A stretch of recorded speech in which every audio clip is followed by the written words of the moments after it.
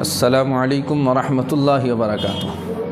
मुहतरम सामीन, उम्मीद है कि आप हज़रात खैर व आफ़ियत से होंगे। दोस्तों, फ़ाइनली हज की जो गाइडलाइन है वो आ चुकी है। आप हज़रात ने भी देखी होगी, लेकिन पढ़ी किसी न होगी। उसमें बहुत ही मामूली जो है बदलाव आए हैं पिछले साल के मुकाबले, तो इंशाअल्लाह वो भी मैं आपको बतलाऊँगा। और हज का फ़ार्म जिन लोगों ने नहीं भरा है वो जल्दी से भर ले। और उसके अंदर जो मैंने बताया था, जैसे कल मैंने बताया था कि आपको कुर्बानी को नो करना है, मेट्रो को भी नो करना है, तो कुछ लोगों ने कमेंट किए हैं और उन्होंने पूछा है कि आप इसका रीज़न बताइए कि नो क्यों करना है। तो दोस्तों, मेट्रो को नो क्यों करना है? मेट्रो को नो इसलिए करना है क्योंकि दोस्तों, एक तो मेट्रो का जो किराया है वो बहुत ज़्यादा है। दूसरी बात यह है कि मेट्रो तक पहुंचने में जितना वक्त लगता है इतने वक्त में आदमी मकाम तक पहुंच जाता है, यानी जहां हमें जाना है इतनी देर में आदमी वहीं पहुंच जाता है। और मेट्रो में स्टेशन पर एक डेढ़ बहुत से आदमी को 2-2 घंटे लाइन में लगे हुए हो जाते हैं, क्योंकि इतने लाख आदमी हैं, मजमा है। तो भीड़ की वजह से जितनी दिक्कत होती है, अब कमज़ोर आदमी है, उससे नीचे से चला नहीं जा रहा है। और मेट्रो का जो लाइन है वो ऊपर को है, नीचे ज़मीन पर नहीं है। तो स्टेशन पे जो है ऊपर चढ़ना पड़ता है, और वो वैसे नॉर्मल वाले जीने लगे हुए हैं, लिफ्ट का इंतज़ाम नहीं है, तो उसमें घंटों लग जाता है चढ़ने में। उसके बाद नंबर आता है और बैठते ही आदमी 5 मिनट लगती नहीं कि मेट्रो वहाँ छोड़ देती है। लेकिन वहाँ तक पहुँचने का जो वक्त है ये बहुत ज़्यादा है। अगर हम जैसे नो कर देते हैं तो फिर हमें बस की सर्विस मिलती है, और बस का जो किराया है वो बहुत सस्ता भी है। और फिर जहाँ आपका जो है खेमा है मीना के अंदर, वो आपकी जो बस है खेमे के बिल्कुल सामने आकर के खड़ी होगी और आप वहीं से बैठेंगे, और जहाँ आपका अरफात में खेमा है बिल्कुल खेमे के सामने ले जा कर के छोड़ेगी और शाम को आपको वहीं से लेगी। तो ये फ़ायदा है। तो दोस्तों, इसलिए मैंने बताया कि आप उसे नो करके रखें। बाकी आपकी मर्ज़ी है, आप उसे यस करना चाहते हैं तो कर दे। हमें जो बताना था हमारा फ़र्ज़ था, क्योंकि पिछले साल लोग बहुत परेशान हुए हैं और उन्होंने कहा था कि आप पहले से बताते, इसलिए हम अब के इस साल जो है पहले बताने की कोशिश कर रहे हैं। और बाद में लोग कोशिश करते हैं कि जी आप इसे नो करा दीजिए, बाद में नो नहीं होता। हज कमेटी इसके ऊपर ध्यान नहीं देती, इसलिए आप अभी से इसे नो करके रखें। दूसरी बात जो हमने बताया था कि कुर्बानी को नो करके रखना है, यानी हज कमेटी से कुर्बानी नहीं करानी है। इसमें क्या दिक्कत है दोस्तों? हज कमेटी ने 16,000 कुछ रुपए 2023 में जो है कुर्बानी के लिए 16,000 से भी ज़्यादा, जबकि कुर्बानी जो है 10-11 हज़ार में जो है हो जाती है। आराम से बेहतरीन जानवर आप अपने हाथ से ख़रीद कर सकते हैं। वहाँ करने वाले भी होते हैं। जब आप हज का वक्त आएगा, करीब आ जाएगा, तो इंशाअल्लाह हम बता देंगे आपको कुर्बानी कहाँ करानी है। और ख़ुद भी करना चाहें तो कर सकते हैं, बहुत आसान भी है और सस्ती है। जब हम हज कमेटी से कुर्बानी कराते हैं, सबसे बड़ी परेशानी ये है कि हज कमेटी से हम रब्ता नहीं कर सकते।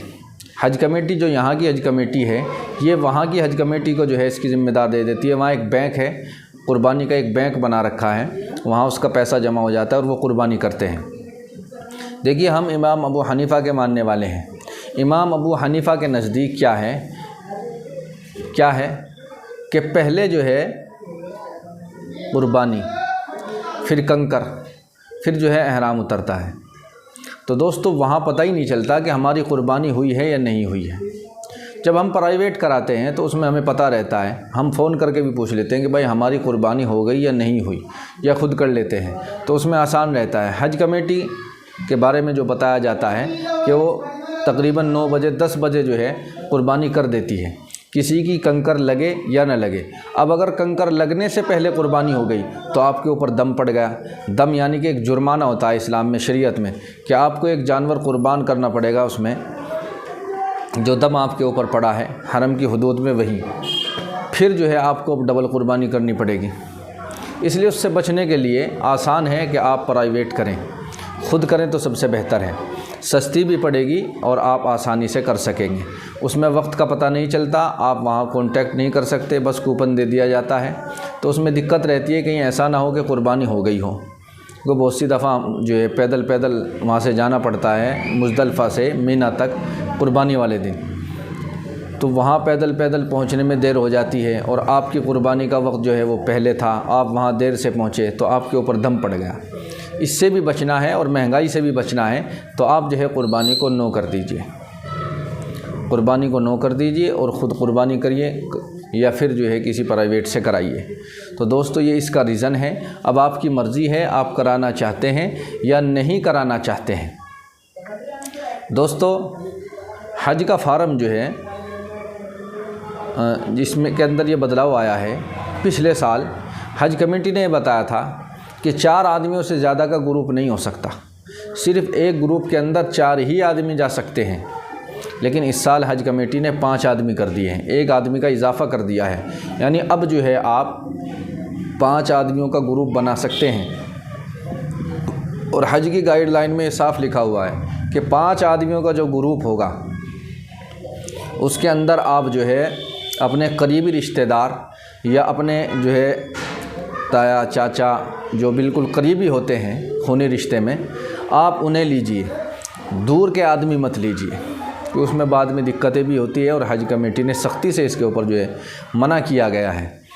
बहुत सा आदमी जो है अकेला ही है, वो अकेला फार्म भरना चाहता है। डरने वाली घबराने वाली कोई बात नहीं, वो डरता रहता है कि यार अकेला कहाँ जाएगा।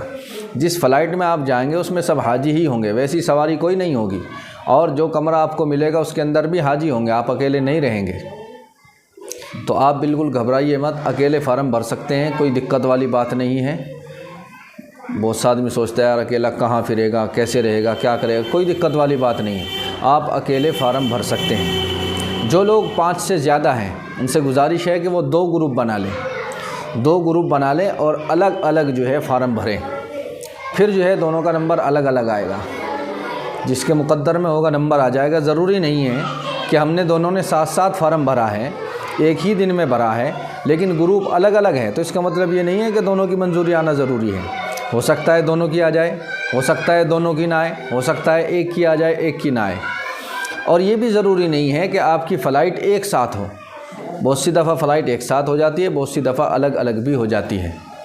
तो दोस्तों ये बहुत सारी बातें हैं, इंशाअल्लाह आहिस्ता आहिस्ता जैसे रोज़ाना हम आपको बताते रहेंगे, सिखाते रहेंगे।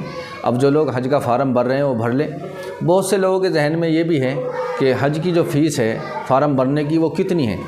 देखिए हज के जो फ़िलहाल आप फार्म भर रहे हैं, अब आपको 1 रुपया नहीं देना है। लेकिन हाँ, आप जिस दुकान वाले से भरवाएंगे, आप जहाँ भरवाएंगे किसी दुकान वाले से, किसी कंप्यूटर वाले से, अपने मोबाइल से भी आप जो है हज कमेटी का ऐप डाउनलोड करके उससे भी भर सकते हैं।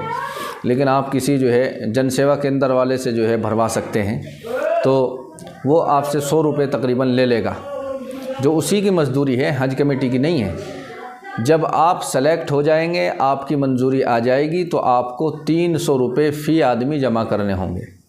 300 रुपये एक आदमी के, जितने आदमी ग्रुप में सबके अलग अलग 300, ऐसा नहीं कि पूरे ग्रुप के 300 रुपये। तो 300 रुपये फ़ी आदमी जमा करने होंगे बाद में जब आप सेलेक्ट हो जाएंगे। तो दोस्तों जो मैंने जानकारी दी है, उम्मीद है कि आप हज़रात को अच्छी लगी होगी। वीडियो अच्छी लगी है तो वीडियो को लाइक कर दे, शेयर कर दे। और ऐसे ही हज के बारे में मज़ीद मालूमात के लिए आप हमारे चैनल को सब्सक्राइब कर लें, ताकि आने वाली वीडियो का नोटिफिकेशन आपको मिलता रहे। और जो भी सवाल आप पूछना चाहते हैं आप जो है कमेंट में पूछ सकते हैं, इंशाअल्लाह उसका जवाब अगली वीडियो में दिया जाएगा। अस्सलामु अलैकुम व रहमतुल्लाहि व बरकातुहू।